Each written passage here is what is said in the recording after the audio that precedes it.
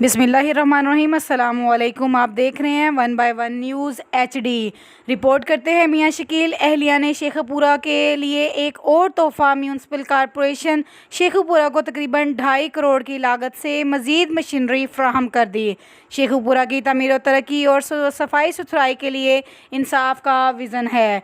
तफसील के मुताबिक सूबाई वज़ीर कुदरती आफ़ात पंजाब MPA शेखुपुरा मियां खालिद महमूद ने शेखुपुरा की आवाम के लिए अपने तमाम तर वसाइल बरोए कार लाते हुए शेखुपुरा की तारीख़ में आज तक जो कोई ना कर सका इन्होंने किया।